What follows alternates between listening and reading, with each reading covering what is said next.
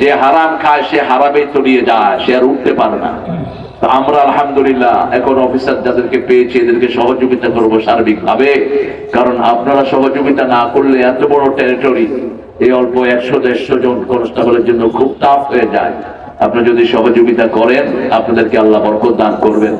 অনেক ওলামা হযরত এসেছেন, নিচে বসে আছেন, যাদেরকে স্টেজে উঠাতে পারলে ভালো হতো, কিন্তু স্মার্ট স্টেজ হয়ে যেতে পারে, এই জন্য সবাইকে আর উঠাতে পারছি না আমরা। অনেক অনেক প্রিয় স্যাররা এসেছেন, primary sir, high school, college, university sir এসেছেন, আমাদের প্রিয় খেটে খাওয়া মানুষ, যাদেরকে সবচেয়ে বেশি ভালোবাসেন কে? দিন এনে যারা দিন খায় এদেরকে সবচেয়ে বেশি ভালোবাসেন কে? আল্লাহর হাবিব বলতেন আল কাসিবু আদুউল্লাহ, আল কাসিবু হাবিবুল্লাহ, আল কাসিবু আদুউল্লাহ। পরিশ্রম করে যারা খায় এরা আল্লাহর ওলি হয়ে যায়, আর যারা বসে বসে খায় এরা আল্লাহর দুশমন। কিন্তু আমরা অন্যভাবে নেই, বসে বসে যারা খায় এদেরকে বলি ওলি, এরা উলি। এরা কি উলি? একজন নবীও পরিশ্রম ছাড়া খান নাই, একজন না। রাসূল সাল্লাল্লাহু আলাইহি ওয়াসাল্লাম এত কাজ নাই তিনি করেন নাই। তিনি রাখালি করেছেন, তিনি পানি টেনেছেন কূপ থেকে, তিনি ব্যবসা করেছেন, তিনি ঘুরে ঘুরে মানুষের দরবারে মানুষের সাহায্য পৌঁছে দিয়েছেন, সোশ্যাল ওয়ার্কার ছিলেন তিনি। এমন কোন কাজ নাই যেটা করেন নাই, রাহমাতাল লিল। এখানে এসেছেন আমাদের হিন্দু ভাইয়েরা, যাদেরকে আমরা আমাদের সমাজের অংশ মনে করি এবং তাদেরকে আমরা পাহারা দেওয়ার ব্যবস্থা করি, তাদের যাতে কোনো সমস্যা না হয়। কিন্তু তাদের মাথার উপরে একটা শয়তান দল বসে আছে, এসকন। এই এসকন আমাদের মধ্যে হিন্দুদের যে সৌহার্দ্যপূর্ণ সম্পর্ক এটা তারা নষ্ট করে দিতে চায়। এরা আমাদের অনেক লোককে খুন করেছে, আমাদের অনেক মেয়েকে চরিত্রহীন বানিয়েছে এই এসকনের সদস্যরা। এই জন্য আমি অত্যন্ত বিনয়ের সাথে আমার হিন্দু ভাইদেরকে বলবো, আমাদের এই সম্পর্ক 1000 বছরের সম্পর্ক, ঠিক না ঠিক? আপনাদের বিভিন্ন এলাকায় চাটমহল সহ অনেক হিন্দু ভাইদের বাস, কিন্তু কোন হিন্দু বলতে পারবে না কোন একজন মুসলমান একটু চোখ গরম করে তার দিকে তাকিয়েছে। এত সুন্দর সৌহার্দ্যপূর্ণ সম্পর্ক আমাদের আছে, ঠিক না ঠিক? সেই জন্য এই সৌহার্দ্যপূর্ণ সম্পর্ক থাকবে তখনই যখন আমরা ইসলাম অনুযায়ী চলবো। আল্লাহ আমার সব হিন্দু ভাইদেরকে ইসলামের জন্য কবুল করেন, তাদের কিতাবগুলো পড়ে তারা যেন তাদের কিতাব অনুযায়ী চলতে পারে, আল্লাহ সেই তৌফিক তাদেরকে দান করেন। আমরা আজকে কোরআন থেকে কথা শুনবো ইনশাআল্লাহ। বলেন তো কোরআনের সবচেয়ে দামি সূরা কোনটা? জোরে বলেন, চিৎকার করে বলেন। এরপরে কোনটা? এরপরে কোনটা? ইখলাস। এরপরে কোনটা? বন্ধ হয়ে গেছে।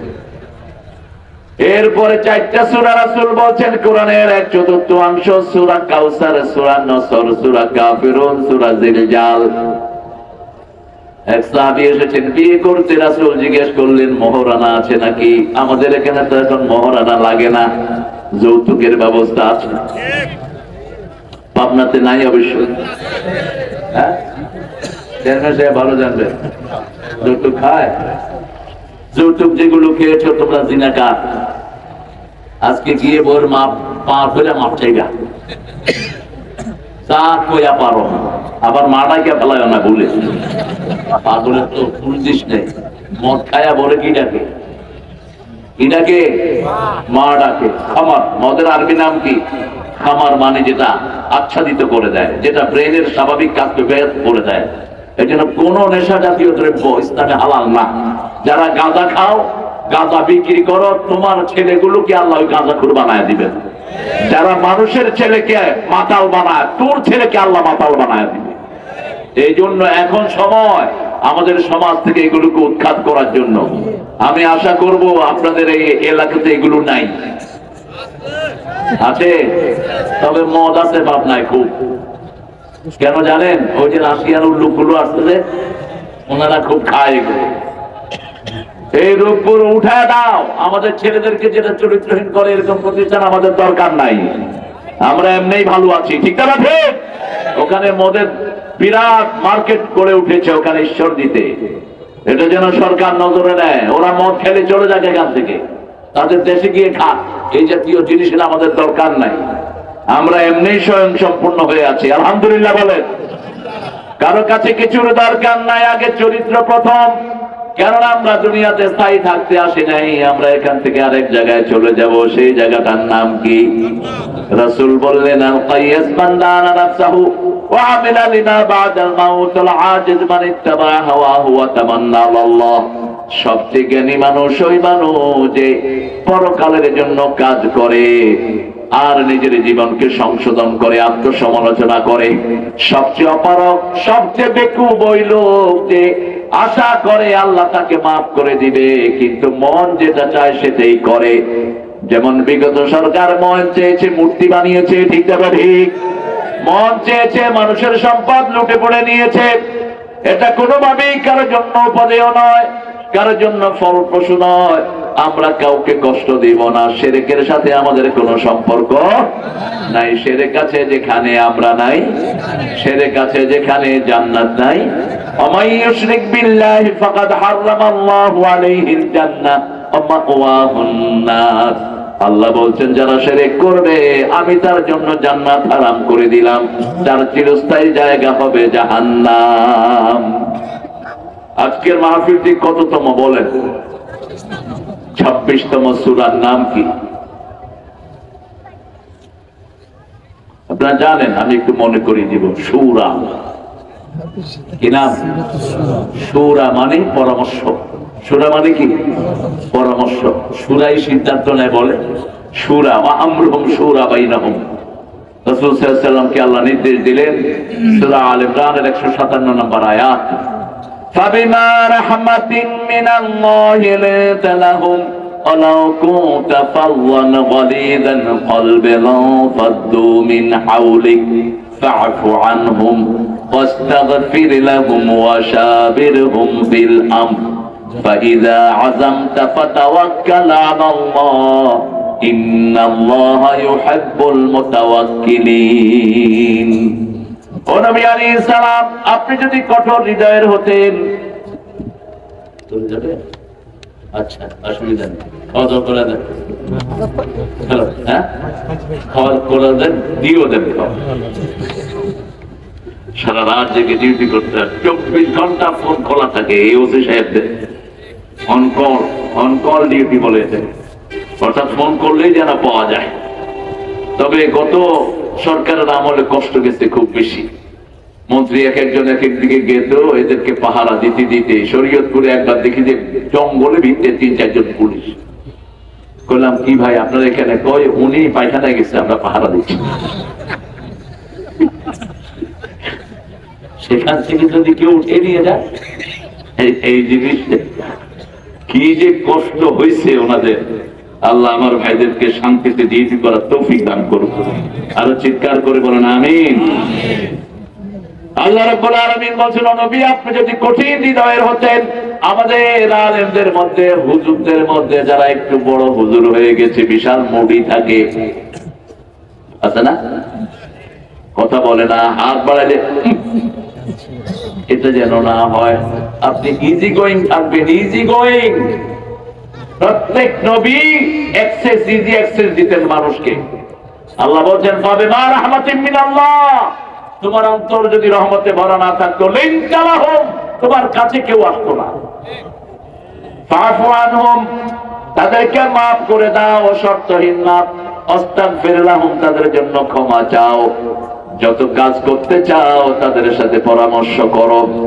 ফাইযা আযামতা ফাতাওয়াক্কাল আলাল্লাহ ইন্নাল্লাহা ইউহিব্বুল মুতাওয়াক্কিলিন। যখন সিদ্ধান্ত হয়ে যায় তখন ভরসা করো কার উপর? আরো চিৎকার করে বলেন, আমার যখন ফুরাবে দিন, আসবে গহীন রাতি, থেকো আল্লাহ জীবনে হয়ে চির সাথী, আসবে গহীন রাতি। একজনের উপর ভরসা, তিনি কে? আল্লাহ রাব্বুল আলামিন। রাসূল বিবিদের সাথে পরামর্শ করতেন, আর আমরা বিবি থেকে যৌতুক খাই। কত নোংরা মানুষ যারা যৌতুক খেয়েছেন। হিন্দুদের সাথে হাসর হবে, মুসলমান মুহররমা ছাড়া বিয়ে করতে পারে না।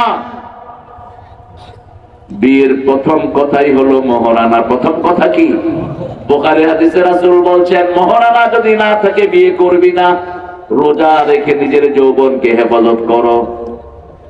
যাদের সামর্থ্য আছে মানিস্তাতাতুন নিকাহ, যাদের বিবাহের সামর্থ্য আছে তারা যেন বিয়ে করে, আর যারা মহারানা দিতে পারবে না তারা যেন রোজা রেখে তাদের যৌবনকে হেফাজত করে। অন্য কোনো পদ্ধতি নাই। আল্লাহ আমাদেরকে বুঝার তৌফিক দান করুন। রাসূল বিবির সাথে পরামর্শ করতেন কি দেখেন বিবিরা কত জিনিয়াস, কত জ্ঞানী, মেরিটোরিয়াস। যখন রমজানে রোজা সফরে ভাঙার আয়াত নাযিল হলো, ইন কুনতুম মারিদান আও আলা সাফারিন ফাইদ্দাতুম মিন আইয়ামিন উখরা আলাল্লাযিনা ইয়াতিকুনাহু ফিদিয়াতু তুআমু মিসকিন। হাফেজ থাকলে সুবিধা হয়, আমাদেরকে সহযোগিতা করে। যদি তুমি সফরে থাকো অথবা সুস্থ হও তাহলে ওটা কাজা করবা, ওটার অনুপাতে পরে তুমি ইচ্ছা মতো আদায় করে দিবা অথবা ফিদিয়া দিবা। এখন রাসূল সাল্লাল্লাহু আলাইহি ওয়াসাল্লাম সফরে গিয়েছেন, সাহাবীদেরকে বলেন আল্লাহ বলেছেন সফরে থাকলে তোমরা রোজা ভাঙতে পারো। কেউ রোজা ভাঙছে না। মা আয়েশাকে গিয়ে বলছে, বুখারীর বর্ণনা, ও আয়েশা সাহাবীরা তো আমার কথা শুনে না। কই বলেন কি আপনার কথা শুনে না? আপনার জন্য পরিবার ছেড়েছে, ঘর ছেড়েছে, কত কষ্ট তারা করে, কি বলেন? তিনি বলছেন আল্লাহ আয়াত নাযিল করেছেন রোজা অবস্থায় সফরে রোজা ভাঙা যায়, কিন্তু কেউ ভাঙছে না।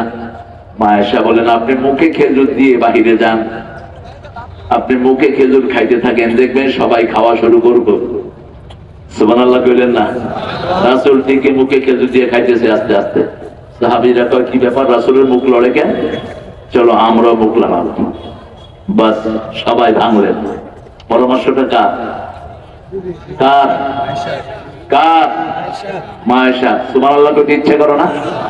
সাহাবীদের মধ্যে সবচেয়ে জ্ঞানী ছিলেন এই মা আয়েশা। এই মা আয়েশা না হলে রাসূল হাদিস পড়তেন না। সাহাবায়ের মধ্যে গুঞ্জন শুরু হলো, রাসূল কার মধ্যে গুঞ্জন রাখতেন না। রাসূল বললেন আপনারা মনে করতে পারেন আমি আমার বিবির জন্য অপেক্ষা করি, ব্যাপারটি তা নয়। ব্যাপারটি হলো গত এক সপ্তাহ আমি কি কি হাদিস পড়েছি কে বলতে পারেন? কেউ দুইটা, কেউ চারটা, কেউ তিনটা, কেউ পরিপূর্ণ বলতে পারলেন না। এবার বললেন দুল্লানি ইয়া হুমায়রা, হে হুমায়রা তুমি বলো। শুরু থেকে শেষ পর্যন্ত দাড়ি কমা সহ সব মুখস্থ বলে দিয়েছেন, একটাও তিনি বলেন নেই। তিনি এত জ্ঞানী ছিলেন, সাহাবায়ে কেরাম জিজ্ঞেস করতেন, যে কোনো প্রশ্ন ওনাকে করলেই উত্তর পাওয়া যেত। সব সাহাবীরা যাদের হাদিসের ব্যাপারে সন্দেহ হতো মা আয়েশাকে জিজ্ঞেস করতেন। তিনাকে জিজ্ঞেস করা হলো এত জ্ঞান আপনি কবে অর্জন করেছেন? তিনি বলতেন মা নাসিতু কাত, আমি যেটা একবার শুনি সেটা আর কখনো ভুলে যাই না। আল্লাহ আমাদের মেয়েদেরকেও এরকম হাফেজা বানিয়ে দেন। আরো চিৎকার করে বলেন আমিন। সূরা শূরা আল্লাহ শুরু করেছেন তাসিন মিম, পড়েন তাসিন তাসিন মিম। 30টা করে 90টা নেকি হয়ে গেল, 90টা গুনাহ ঝরে গেল, 90টা মর্যাদা আল্লাহ বাড়িয়ে দিলেন। এটা কমসে কম। আর যার উপর আল্লাহ বেশি খুশি 700 থেকে 1000 কোটি বাড়িয়ে দেবে, তার কোন সীমা। রাসূল বলছেন বুখারীর বর্ণনা, তোমাদের কেউ যখন কোন খারাপের নিয়ত করে আমি ফেরেশতাদেরকে বলি দেই, আল্লাহ বলে দেন দেখিস না। যখন খারাপের জায়গার দিকে যায় তখন বলে দেখিস না। খারাপের জায়গায় গেলেন তখনও বলা হয় লেখো না। খারাপ করে ফেলেছেন তখনও আল্লাহ বলে লেখো না। যদি আমার গোলাম আমাকে স্মরণ করে বাপ চায়, ক্ষমাটা লিখে রাখো, গুনাহটা লেখো না। কত বড় দয়ার সাগর তিনি।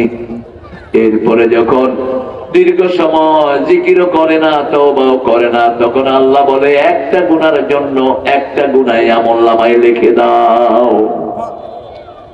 কিন্তু স্মরণ রেখে দিও, ইদা যাকারুল্লাহ ফাস্তাগফিরু লিযুনুবিহিম ওয়া মান ইয়াগফিরুয যুনুবা ইল্লাল্লাহ ওয়া লাম ইউসিররু আলা মা ফাআলু ওয়া হুম ইয়ালামুন। যখনই আবার ইস্তেগফার করবে গুনাহগুলো আমলনামা থেকে মুছে দিয়ে সওয়াব লিখে দিও। সুবহানাল্লাহ। আর যদি কোন সওয়াবের নিয়ত করে, মান হাম্মা বিল হাসানা ফালাহু হাসানা, যখনই কেউ সওয়াবের নিয়ত করে ফেরেশতাকে বলে সওয়াব লেখা শুরু কর। সোয়াবের দিকে যখন দিতে থাকে তখন সোয়াব 10 থেকে বাড়তে বাড়তে 700 পর্যন্ত যায়। যখন সোয়াবটা করে ফেলে ইউদাইফু লাহু লিমান ইয়াশা আল্লাহু ওয়াসিউন আলিম, এত পরিমাণ লিখে দেয় যার কোনো হিসাব নাই। আল্লাহ আমাদের সবাইকে নেক কাজ করার তৌফিক দান করে দেন। আরো চিৎকার করে বলেন আমিন। তিলকা আয়াতুল কিতাবিল মুবিন, তিলকা ব্যবহৃত হয় দূরের জন্য, আয়াতুল কিতাবিল মুবিন আয়াত হলো কোরআনের এক একটা নিদর্শন, ছোট্ট ছোট্ট গোল যে চিহ্নগুলো, এগুলোর নাম হলো আয়াত। এগুলোর নাম কি? আয়াত। আয়াত হলো নিদর্শন। কোরআনের এক একটি আয়াত এত ব্যাপক, কিয়ামত পর্যন্ত চেষ্টা করলে এটার ব্যাখ্যা শেষ করা যাবে না। ফিহি আয়াতুল লিন্নাস, এই আয়াতগুলো নিয়ে যারা গবেষণা করে তাদেরকে 1000 কোটি সওয়াব দান করে দেন কে? আর যারা গবেষণা করে না তারা বেশি সওয়াব পায় না। রাসূল এক বর্ণনায় বলছেন, যারা কোরআনকে নিয়ে গবেষণা করে না এদের উপর আল্লাহ লানত। ইন্না ফি খালকিস সামাওয়াতি ওয়াল আরদি ইখতিলাফিল লাইলি ওয়ান নাহারি লাআয়াতিন লিউলিল আলবাব الذين يذكرون الله قياما وقعودا وعلى جنوبهم ويتفكرون في خلق السماوات والأرض ربنا ما خلقت هذا باطلا سبحانك فقنا عذاب النار। ইন্না ফি খালকিস সামাওয়াতি ওয়াল আরদ, ঘুমাচ্ছে নাকি? মাশাআল্লাহ মাশাআল্লাহ, আল্লাহর ওলি তো ঘুমাচ্ছে। একটা বালিশ এনে দাও। এতে ঘুমাইতে ঘুমাইতে চোখ লাল করে ফেলছে। লাঠি কই? পাশেই আছে। হ্যাঁ, তো অসুস্থ পাশে নিয়ে যাও। হ্যাঁ, ও অসুস্থ না? আরে ইউনিয়ন আমিন। আসলে আমি ঘুমানোরই কথা, কারণ 17 বছর দৌড়তে দৌড়তে কোনো রেস্ট পাইছি। 17 বছরে কোনো রেস্ট। ডাক্তার শফিককে চিনেন তো আপনারা? জামাত ইসলামের আমির। এর পুলিশে যখন ধরতে আসছে বাসার অ্যাড্রেস জিজ্ঞেস করছে, তো উনি বাসার অ্যাড্রেস দেয় না। পুলিশ জিজ্ঞেস করলো, স্যার আপনার বাসার অ্যাড্রেস দেন না কেন? কয় ভাই গত 15 বছরে 400-500 বাসায় রাখছে আমাদের হাসিনা, আমি কয়টার অ্যাড্রেস দেবো? কয় লাগবে না জান, এটা আমার আত্মীয়ের এলাকা, এটা হলো সিঙ্গাপুর ও শাব্দসবান সাহেবের এলাকা, এটা নিজামী সাহেবের এলাকা।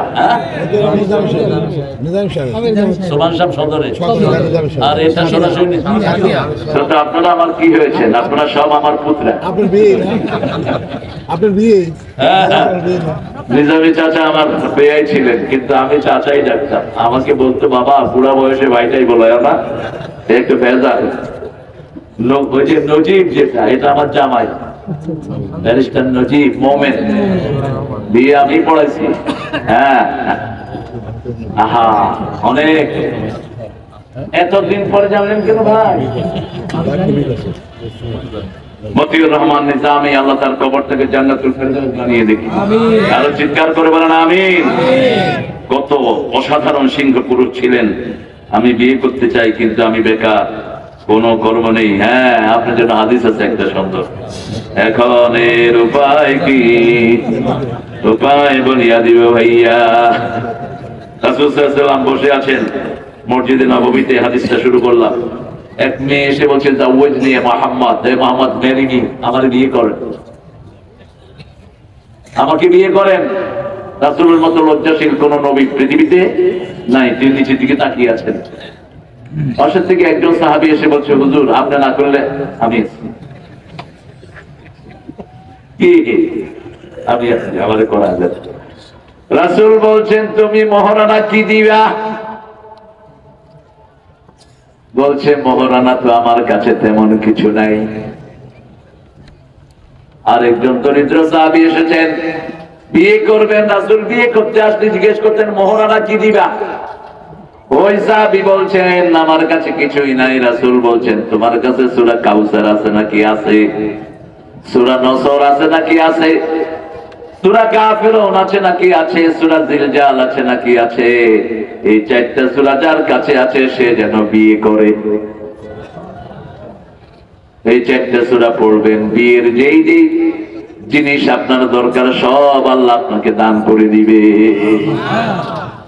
তবে ওই সময় সূরা তো সাহাবীদের মহর, কারণ ওই সময় কোরআন নতুন ছিল, অধিকাংশ মানুষ কোরআন পড়তে পারত না। স্বামীকে বলা হতো তোমার কোরআন হলো মহারানা, বিবিকে তুমি কোরআন শিক্ষা দাও, এটাই তোমার মহারানা। মহারানা ছাড়া কোনো বিয়ে হবে না। উল্টা আমরা যৌতুক নেই, অভিশপ্ত মানুষ।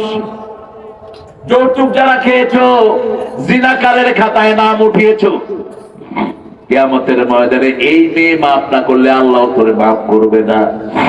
যৌতুক এসেছে হিন্দু সমাজ থেকে, ওদের মহারানার কোনো ব্যবস্থা নাই। বিয়ের সময় মেয়েরা বাপের বাড়ি থেকে যা নিতে পারে এটাই তার লাভ। কিন্তু আমার ইসলাম বলেছে না, বাবা যদি জীবিত অবস্থায় সম্পদ বন্টন করে মেয়েও 2 ভাগ পাবে, ছেলেও 2 ভাগ পাবে। ওমর ইবনে বশিরের হাদিস, বুখারী। আর যদি মারা যাওয়ার পরে বন্টন হয় আযযাকারু মিসলু হাজ্জিল উনসায়ান, ছেলে পাবে 2 ভাগ, মেয়ে পাবে 1 ভাগ। কারণ মেয়ে 3 জায়গা থেকে পায়।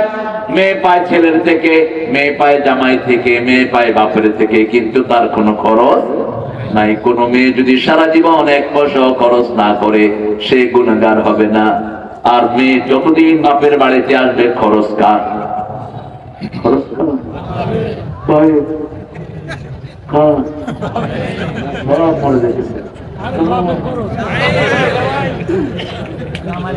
আপনারা যে এত ভদ্র,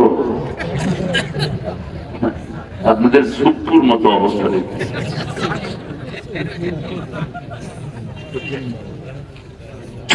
চুপ করে থাকে, চুপ করে বলো আমার মাহফিল বন্ধ করছে। কি নাম না খাওয়ার নাম কে জানি, ফালতু। মাহফিল বন্ধ করেছিস তো কিয়ামতের ময়দানে আসামির কটগড়া দাঁড় করাবো। আমরা সবাই ইনশাআল্লাহ বাদী হব, ওরা হবে আসামি। ঠিক না ঠিক? আমরা কোরআনের জন্য কোনো ছাড় নাই। কোরআন আছে যেখানে, আমরা আছি। কোরআন বন্ধ করবে যারা, আমরাও তাদেরকে বন্ধ করে দেব। ঠিক না ঠিক? তিলকা আয়াতুল কিতাবিল মুবিন, ওই কিতাব যেটা লৌহে মাহফুজে সংরক্ষণ করে রেখেছেন কে? এটা স্পষ্ট। কোরআনের কোনো কিছু গোপন নয়। মুমিনরা গোপন কাজ করে না, মুমিনরা করে প্রকাশ্য কাজ। ঠিক তবে ঠিক? আল্লাহ বলছেন ইযা লাকুল্লাযীনা আমানু ক্বালু আমান্না ওয়া ইযা খালাউ ইলা শায়াতিনহিম ক্বালু ইন্না মা'আকুম ইন্নামা নাহনু মুস্তাহজিউন। যখন তারা মুমিনদের সাথে মোলাকাত করে, মোলাকাত সামনে হয় না পিছনে হয়? সামনে হয়। ওরা বলে আমরা তোমাদের সাথে আছি, তোমাদেরই আমরা বন্ধু। আর যখন ওরা গোপনে খেলাওয়াত করে, খালাউইলা শায়াতিনহিম, শয়তানরা যখন একসাথে হয় গোপনে, তখন বলে মোল্লা মৌলবীর সাথে একটু ঠাট্টা করলাম। আল্লাহ বলেন আল্লাহু ইয়াস্তাহজিউ বিহিম, আল্লাহ তাদেরকে এমন ঠাট্টার পাত্র বানাবে ওরা চিন্তাও করতে পারে না। ঠিক না ঠিক? কি ঠাট্টার পাত্র হয়েছে দেখেন। সাইদি সাহেবকে ফাঁসি দিছে, উনি গর্ব করে বলতেন। কি নাম বিচারপতি? কি নাম? গেছে পলাইতে সিলেটের ওদিক দিয়ে, সিলেটের ওখান দিয়ে গেছে পালাইতে। সিলেটেরা কয় তুমি খেয়ে, তুমি খেয়ে আমাকে চিনো না, আমি বিচারপতি। আচ্ছা তো কিতার লাগিয়ে আইলায়? হয় ফলাম দেখা দাও, দেখা মাল পালাও। টাকা দিতে পরে দুইটা এমন ঘুষার ঘুষাইছে, গালের হাড্ডি টাড্ডি সব শেষ। কারণ যেভাবে আইছে ওইভাবেই যাবে টাকা। ঠিক না ঠিক? ওরা কিনে আনিস, তোদেরকে কিনে আনছে নিবে। এরপরে শুয়ে আছে কলা পাতার উপর। আমাদের বর্ডার গার্ড গিয়ে বলে যে তুমি কে গো? আমাকে চিনো নাই, আমি বিচারপতি শামসুদ্দিন। তুই নিমানিক কে? গলায় গামছা বেঁধে উঠিয়ে নিয়ে আসছে। বিচারের কাঠ গড়ায় উঠাতে পারে নাই, যে যে কোর্টের দিকে নিচ্ছে, রাস্তায় সবার জুতা মারছে মানুষ। ইজ্জত আসে আল্লাহর পক্ষ থেকে, ইন্নামাল ইজ্জাতু লিল্লাহি ওয়া লিরাসূলিহি ওয়া লিল মুমিনিন ওয়ালাকিন্নাল মুনাফিকিনা লা ইয়ালামুন। সূরা মুনাফিকের ভিতরে আল্লাহ বলছেন ইজ্জতের একমাত্র মালিক কে? আল্লাহ। তারপরে রাসূল, তারপরে আল্লাহ সেই ইজ্জত দিয়েছেন মুমিনদেরকে, কিন্তু মুনাফিকরা সেটা বুঝে না। মুনাফিকরা সকালে এক কথা, বিকালে এক কথা, রাতে এক কথা, এক এক রকম চেহারা তাদের হয়, ঠিক না ঠিক? হেলিকপ্টারে মানুষ মেরেছে আর কয় হেলিকপ্টারে নাকি পানি ফালাইছে। তো পানি ফালাইলে মানুষ মরে কেমনে? এত মানুষ মেরেছে, তারপরেও তার ভিতরে কোনো অনুশোচনা। কয় আমি কি করেছি? তুমি কি করেছো আল্লাহ বুঝাবেন তোমাকে। প্রত্যেকের আমলনামায় একটা কিতাব আছে, একটা কিতাব তার গলায় ঝুলিয়ে দেওয়া হবে। বনি ইসরাইলে আল্লাহ বলছেন আলজামনাহু তাইরাহু ফি উনুকি, প্রত্যেক মানুষের গলায় আমি তার আমলনামাটা ঝুলিয়ে দেব। সেই আমলনামাটা কিয়ামতের ময়দানে হাতে এনে দিবেন কে? আল্লাহ বলবেন ইকরা কিতাবাক কাফা বিনাফসিকাল ইয়াওমা আলাইকা হাসিবা। You read your book, you are enough to take your accountability. ঠাই নাই ছোট সে তরি, তোমারই সোনার ধানে গিয়েছে ভরি। কি দিয়ে ভরেছো তোমার আমলনামা? আমাদের আমলনামা সকালবেলা থেকেই আমরা নামাজ পড়ি, আমরা তাসবিহ করি, আমরা আল্লাহকে ডাকি, ঠিক না ঠিক? যখনই আমরা বিপদে পড়ি কাকে ডাকি? আমার আব্বা মারা গেলেন, আমরা পড়েছি ইন্না লিল্লাহি ওয়া ইন্না ইলাইহি রাজিউন। দুনিয়ার শ্রেষ্ঠ আলেম মতিউর রহমান নিজামী মারা গেলেন, আমরা পড়েছি ইন্না লিল্লাহি। মৃত্যুর সময় কি নিশ্চিন্ত পড়েছেন তো ওনার বায়োগ্রাফি আপনারা? 3 ঘন্টা আগে যখন জল্লাদ ঘোষণা করলো যে আপনার 3 ঘন্টা পরে ফাঁসি, তিনি মুচকি হেসে দিয়ে বলেন আলহামদুলিল্লাহ। জল্লাদ অবাক হয়ে গেলেন। জল্লাদ বলছে স্যার আপনি মুচকি হাসতেছেন, আলহামদুলিল্লাহ বলছেন? তিনি বলছেন এই দিনটার জন্যই 65 বছর আমি অপেক্ষা করেছি। আমার আল্লাহর সাথে আমি দেখা করব। ছেলেকে বলছে বাবা কি ড্রেস পরবো বলে দাও। ছেলে বলেছে বাবা আল্লাহ সবচেয়ে বেশি পছন্দ করে সাদা ড্রেস, সাদা পোশাক পরেন, সাদা টুপি, সাদা পাজামা, সাদা পাঞ্জাবি। গোসল করলেন, সুন্দর করে ওযু করলেন, দীর্ঘ সময় 2 রাকাত নামাজ পড়লেন, সুন্দর করে হেঁটে হেঁটে যাচ্ছেন ফাঁসির মঞ্চের দিকে। 6 জন জল্লাদ তার হাত ধরেছে, তিনি বলছেন ছেড়ে দাও। 5 জনই একই কাজ করেছেন, ছেড়ে দাও।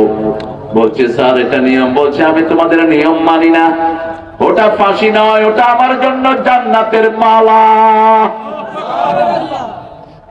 হাসি মুখে গিয়ে সেখানে মুস্কি হেসে মুখের মধ্যে পড়ছে না শাহাদু আল্লাহ ইলাহা ইল্লাল্লাহু ওয়া আশহাদু আন্না মুহাম্মাদান আবদুহু ওয়া রাসূলুহু।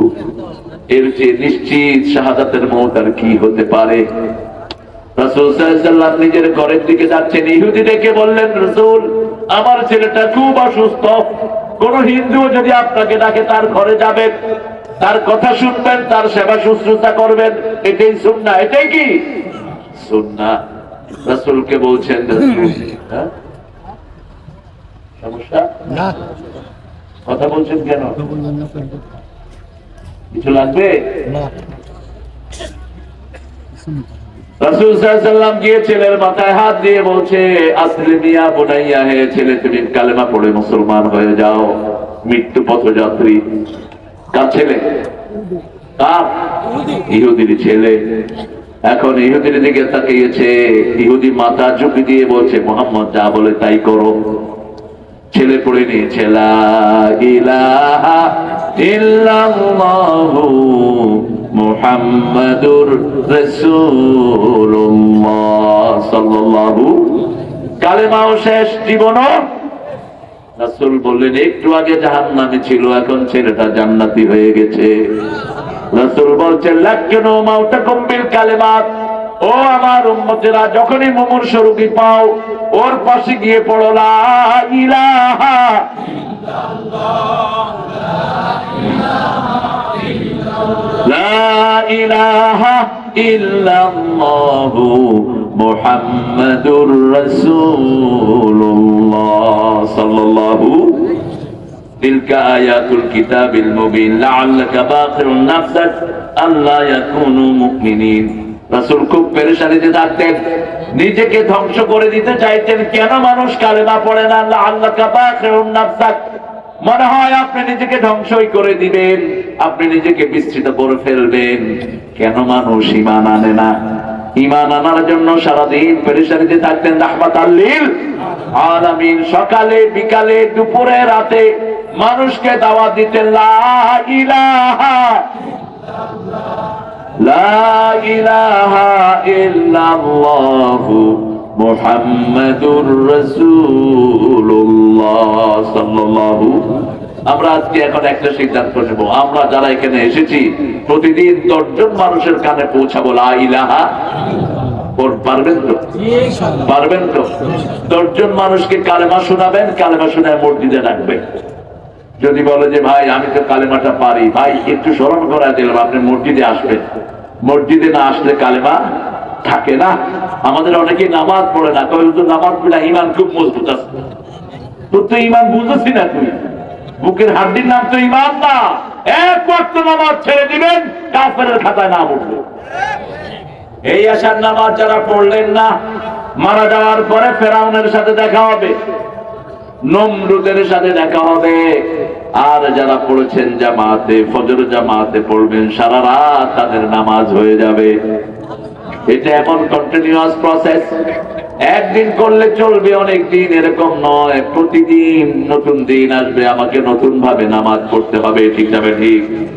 আল্লাহ রাব্বুল আলামিন বলছেন আপনি নিজেকে ধ্বংস করে দিতে চান, আল্লাহ ইয়াকুলু মুমিনিন। আমরা দলাদলি করতে করতেই তো শেষ।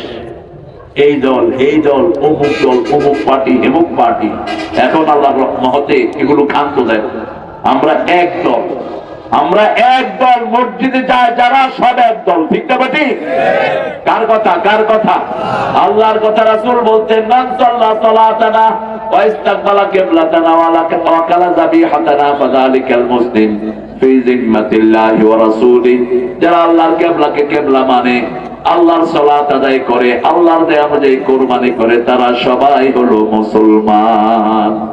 এই তিনটা জিনিস দেখেন, বাকিগুলো দেখার দরকার নাই। নামাজ দেখেন, কিবলামুখীটা দেখেন, কুরবানি দেখেন। ঠিক না ঠিক? বাকিগুলো আপনি ছেড়ে দেন। এটা যারা করবে তারা কার জিম্মায় থাকে? আমরা 5 ওয়াক্ত নামাজ আর ছেড়ে দেব না। রাজি আছি তো? একটু হাত তুলে দেখাই, কষ্ট দিয়ে একটু।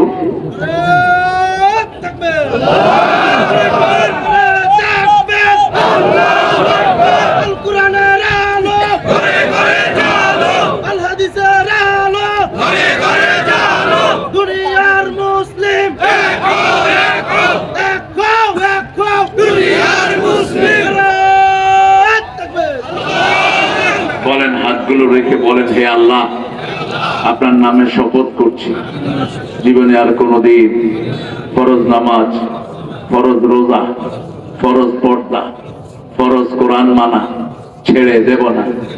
আমিন ইয়া রাব্বাল আলামিন।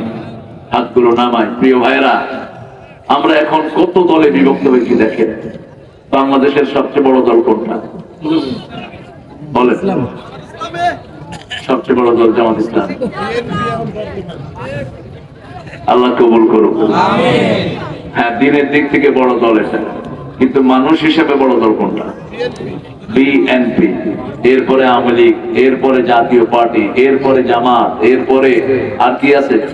চরমনাই, শর্ষিনা, 8 রশি, 14 রশি, 15 রশি। হায় রে, গ্রুপ আর গ্রুপ, এগুলো বাদ দিয়ে দেন। আমরা সব এক দল। ঠিক না ঠিক? আমরা যদি এক দল হই, পৃথিবীর কোন শক্তি আমাদেরকে পরাজিত করতে পারবে না। আমাদের অনৈক্যতার কারণে হিন্দুরা আমাদের ভাইকে জবাই করে। ঠিক না ঠিক? আমাদের অনৈক্যতার কারণে এই পর্যন্ত গত 17 বছর এক জালেম শাসক আমাদের মাথার উপর বসেছিল। ঠিক না ঠিক? আমাদের অনৈক্যতার কারণে আজকে আমাদের দেশ লুটপাট হওয়ার পথে। হিন্দুরা হাত সোজা করে আমাদের পোলাপান মেরে। সেই পরিস্থিতি আর আমরা দেব না। আমার নবী 13 বছর মায়ের খেয়েছেন, 10 বছর দিয়েছেন। আমরা এখন ঘুরে দাঁড়াবো, রাজি আছি তো? রাজি আছি তো? শহীদ হতে চান তো মুসলমান? হাত তুলে দেখা দেন আবার।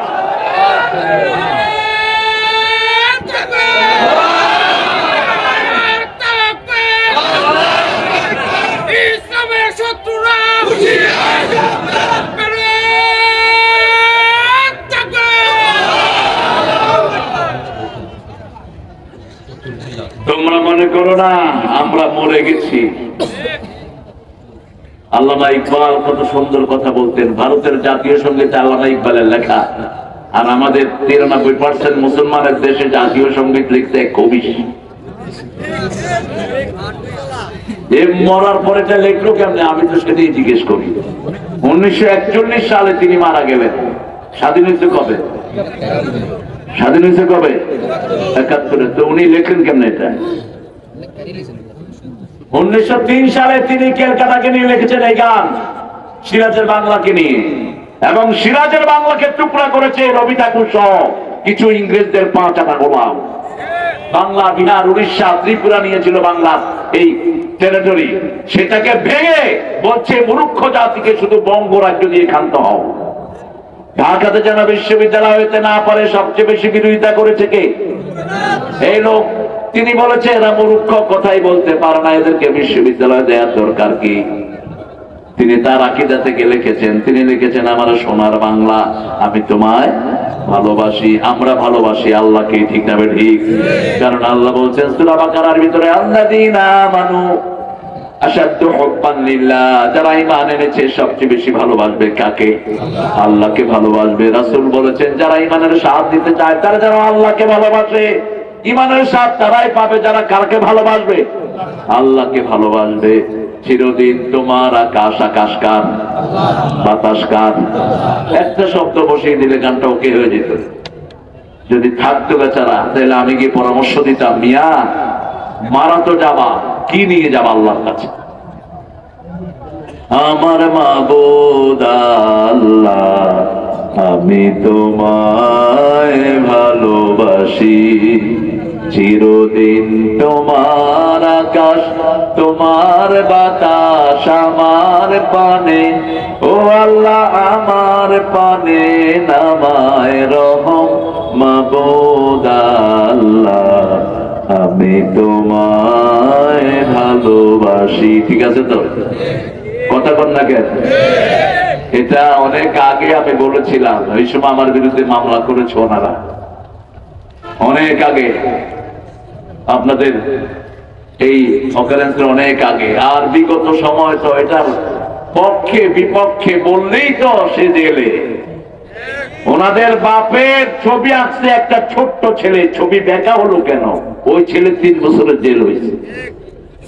কি জুলুমের রাজ্য করেছ, মূর্তি দিয়ে সারা দেশ ভরেছ, ঠিক তবে ঠিক? পোলাপান জবাব দিয়েছে, মূর্তির উপর কি করেছে? জোরে কম কি করেছে? আর লিখেছে জাতির পিতা ইব্রাহিম অমুক ছিল, হ্যাঁ পোলার ডিমি ছিল। সারা জীবনে তার নামাজের একটা স্মৃতি নাই, রোজার একটা স্মৃতি নাই, ইসলামের কোন স্মৃতি নাই। স্মৃতি আছে বিড়ি খাওয়ার। কি কাজ করেছেন জাতির জন্য? আমি বলে থাকি হাসিনাকে জাহান্নামে নিবে ওর বাপ, বলবে এত মূর্তি আমার জন্য বানাইছিলি কেন? আমি তো এত মূর্তি বানাতে কই নেই। তিনি নিজে স্বীকৃতি দিতেন তিনি মুসলমান, ঠিক না ঠিক? কেন তুই মূর্তি বানালি? মূর্তি বানাবে হিন্দুরা, ওরা জবাব দিবে। ওদের কিতাবেও মূর্তির কোনো প্রমাণ নাই।